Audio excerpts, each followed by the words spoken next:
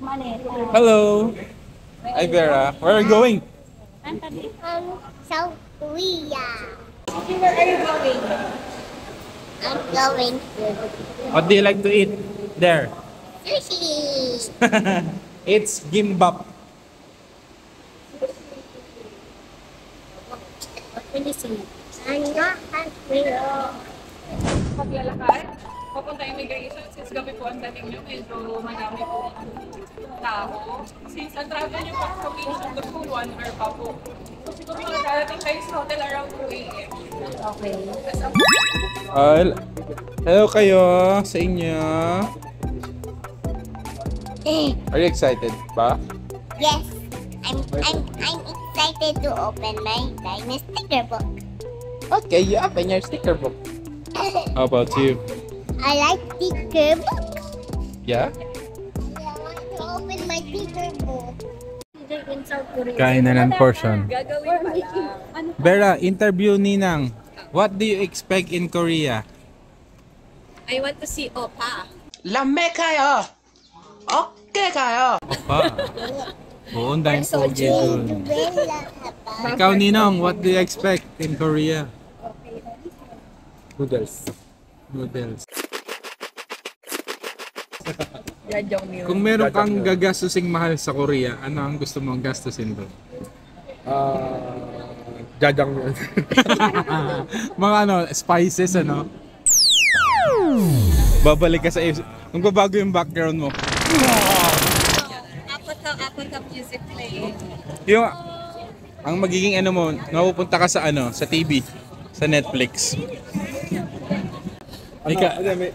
Meron doon truffle jajangmyeon. Truffle? Ano ba yung truffle? Mushroom? Ikaw, anong gusto mo ang expect mo sa Korea? Anong gusto mong makita bukod BTS? Umaasa lang siya na madadaanan siya ng BTS.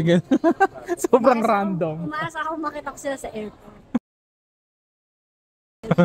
Dito yung may video sa Kainan muna kami. si Limin. 리튬 배터리 또는 충전기를 사용하는 모든 전자기기에 적용됩니다.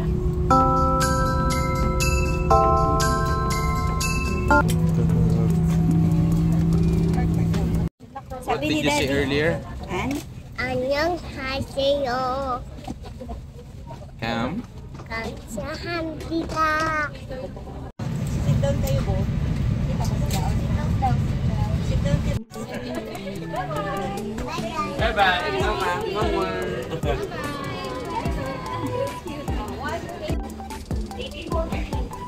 It's Senadora.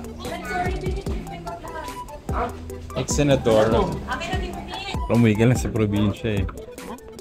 Welcome to my hometown. Umuwi na siya sa probinsya niya. Taon-taon umuwi sa probinsya eh. Baby shark tuturuturu, baby shark tuturuturu, baby shark tuturuturu, samgyeopsal.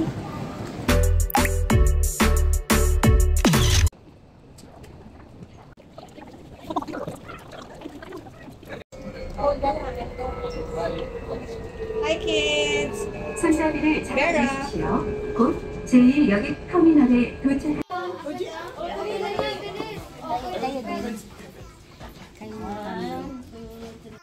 Diba kung kailan talagang gumalaw na yung bus ng tinanong. Ang galing. Ayan. So make sure po natin na wala tayong nakalimutan. And ang ating bus driver po na to is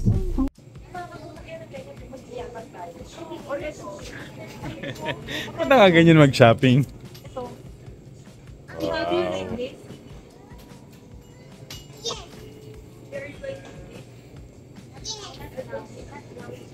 Ito kahit saan tayo pumunta, Korean store. Gusto ko yun. Napaka-casual nila magbenta ng hotdog dito. Simple na lang. Sabi ko sa mother-in-law ko, bibili lang kami ng ramyun. Pero di nila alam kung saan yun. Sabi ko, bibili lang tayo ng ramyun.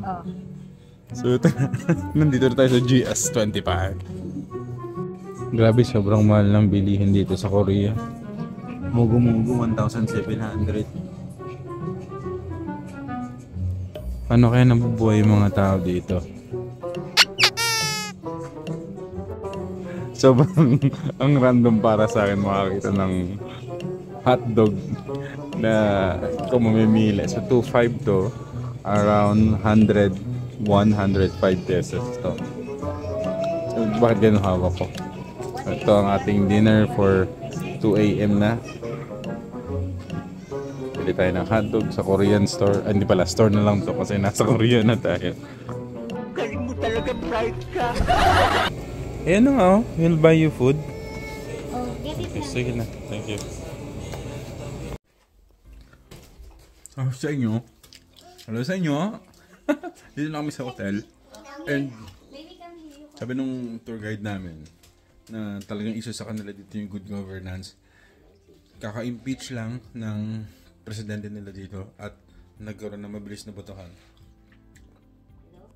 Ang message nito ay kung meron man kayong kilala or mga tao na nakita sa social media na nagre-reklamo na ang ingay-ingay nila at nagre-request ng good governance, hayaan nyo sila. Importante na may ganun tayong ginagawa. Kasi kung hinahayaan na lang natin na kung sino-sino na tumatakbo, hindi tayo nagiging critical, analytical, at for the term patriotic sa in terms of good governance ay walang magbabago sa Pilipinas. Huwag yung sukuan. Huwag natin sukuan yung bansa natin.